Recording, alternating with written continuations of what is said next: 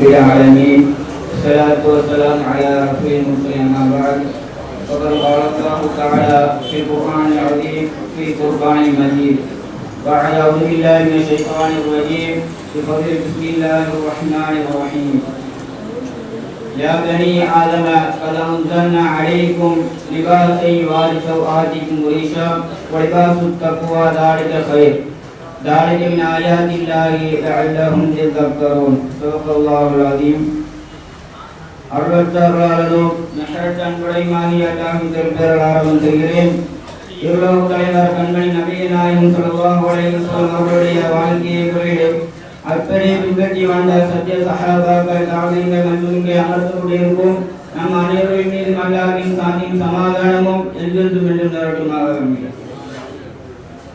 அல்லாஹ் தஆலா குர்ஆனில் கூறுகிறான், யா பனி ஆதம, ஆதமுடைய மக்களே, அல்லாஹ் அலைக்கும் லிபாசன், ஆடைகளை இறக்கி வைத்தோம். அந்த ஆடையை யுவாரி சௌஆத்திக்கும், அந்த ஆடை உங்கள் மானத்தை மறைப்பதற்காக இறக்கி வைத்தோம். ஒரீஷன், இன்னும் உங்களுக்கு அலங்காரமாகவும் அமையும்படி அந்த ஆடையை உங்களுக்கு இறக்கி வைத்தோம்.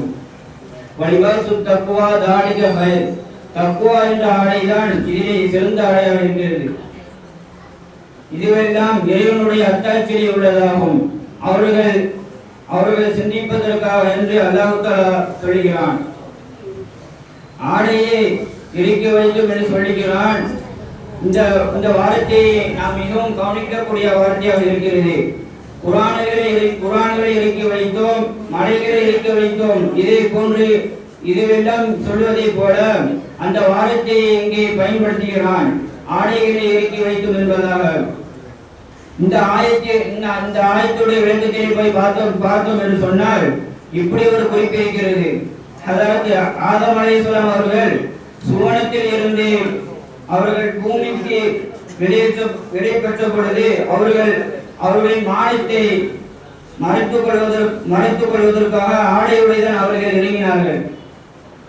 அவர்கள் ஆடையுடையதான் இறங்கினார்கள்.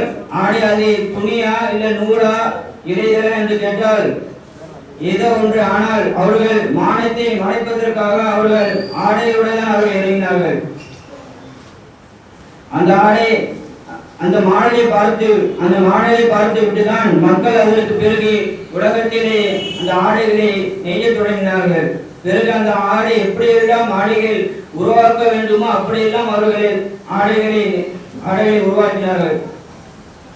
இந்த அடிப்படையில் ஆடை பூமிக்கு முதல் மனிதனை இறக்கிய போதே மானத்தை மறைக்கும் ஆடைதான் அல்லாஹ் தஆலா இறக்கினான்.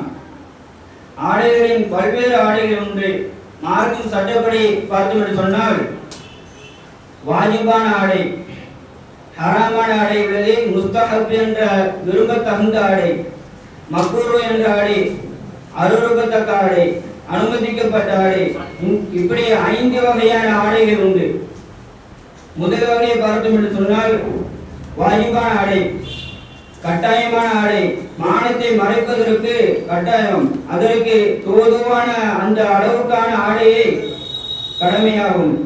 உதாரணமாக தொப்பிலிருந்து முட்டுக்கால் வரை ஆண்கள் மறைக்க வேண்டிய என்பது கட்டாயமாகும். இது வாஜிபான ஆடையாக இருக்கும். ஹராமான ஆடை அது உங்களுக்கு தெரியும். பட்டு ஆடை என்பது மறுமையில் தான் அனுமதி. இந்த உலகத்திலே பட்டாடை அணிவது தடுக்கப்பட்டுள்ளது. இந்த ஆடை அது எந்த ஆடை அந்த ஆடையை உடுத்தக்கூடாது. திருமணம் அல்லது எந்த ஒரு விசேஷத்திலும் அந்த ஆடைகளை நாம் உடுத்தக்கூடாது. ஆண்களுக்கு அது தடை செய்யப்பட்டதாக இருக்கிறது, ஹராமான ஆடைகளாக இருக்கிறது. அதை நாம் எப்பொழுதும் அந்த ஆடையை நாம் பயன்படுத்தக்கூடாது. நபி ஸல்லல்லாஹு அலைஹி வஸல்லம் அவர்கள் ஒரு தடவை 2 கைகளிலும் ஒரு கையில் தங்கத்தையும் ஒரு கையில் பட்டாடையும் வைத்து சஹாபாக்களிடம் காட்டி சொன்னார்கள், இந்த 2 ஆடைகளிலும் இந்த 2 ஆடைகள் என்னுடைய உம்மத்தின் ஆண்களுக்கு ஹராமாக்கப்பட்டுள்ளது என்பதாக நபி ஸல்லல்லாஹு அலைஹி வஸல்லம் சொன்னார்கள். மூன்றாவது பார்த்தோம் என்று சொன்னால் முஸ்தஹப் என்ற விரும்பத்தகுந்த ஆடை. இந்த ஆடை என்பது ஜும்மாக்காக வேண்டி அல்லது 2 பெருநாளுக்காக வேண்டி நிக்கா போன்ற விஷயங்களுக்காக வேண்டி பிரத்யேகமாக ஆடையை வைத்துக் கொள்வதுதான், அதை தைத்துக் கொள்வது, அதை அணிவது, இதுதான் முஸ்தஹப்பான ஆடை, நம்மளுக்கு பிடித்தமான ஆடை தான். அது மக்கூர் என்ற அருவருப்பத்தக்க ஆடை. அது என்ன சொன்னால், வசதி இருப்பவன் கிழிந்த ஆடையை உடுத்துவது. நபி ஸல்லல்லாஹு அலைஹி வஸல்லம் அவர்களிடம் ஒரு ஆள் வந்தார்கள். அவர்கள் கிழிந்த ஆடையை உடுத்தி மிகவும் அலங்கோலமாக வந்தார்கள். நபி ஸல்லல்லாஹு அலைஹி வஸல்லம் அவர்கள் கேட்டார்கள், உன்னிடத்தில் எதுவும் காசு பணம் எதுவும் இருக்கிறதா, வசதி இருக்கிறதா என்று கேட்டார்கள். அவர்கள் ஆம் என்று சொன்னார்கள். என்னிடத்திலே ஆடு மாடு எல்லாம் இருக்கிறது என்று சொன்னார்கள். பெரியம் கிழிந்த ஆடைகளை இனிமேல் உடுத்தாதே என்று சொன்னார்கள். அல்லாஹ் தஆலா கொடுத்ததின் அடையாளமாக அதை உன்னிடத்தில் பார்க்க ஆசைப்படுகிறான். அது நாளை நீ அதை காட்டு என்பதாக, உடுத்தி காட்டு இறைவனுக்கு தெரிவிக்கப்படுத்த என்பதாக அவர்கள் நபி ஸல்லல்லாஹு அலைஹி வஸல்லம் அவர்கள் சொன்னார்கள். ஐந்தாவது பார்த்தோம் என்று சொன்னால், அனுமதிக்கப்பட்ட ஆடை. அது எல்லாம் நம் உடுத்தக்கூடிய ஆடைகள் தான். அதிலே 2 பிரிவுகள் இருக்கிறது. பொதுவாக ஆடைகள் முடிவுக்கு செய்யப்பட அந்தந்த ஆடைகளில் தான் இருக்கிறது. ஒவ்வொரு மனிதனுக்கும் ஒரு ட்ரெஸ் இருக்கிறது. ஆதிவாசிகளுக்கு ஒரு ட்ரெஸ், அவர்கள் ட்ரெஸ் ஒரு விதமாக இருக்கிறது. இரண்டாவது, அனுமதிக்கப்பட்ட மார்க்க அனுமதிக்கப்பட்ட அவர்களுக்கு என்ற வேண்டி தொழில் சார்ந்த ட்ரெஸ்ஸாக இருக்கிறது. ஒருவே நபி ஸல்லல்லாஹு அலைஹி வஸல்லம்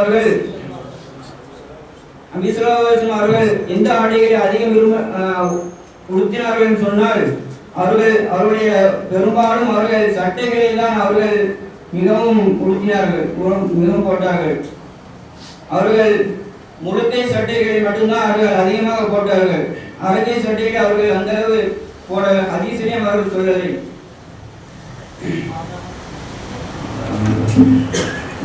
எனவே நாம் அல்லாஹ் தஆலா எப்படி ஆடைகளை உடுத்த வேண்டும் சொன்னாலோ அதை போல் நாம் உடுத்துவோம்.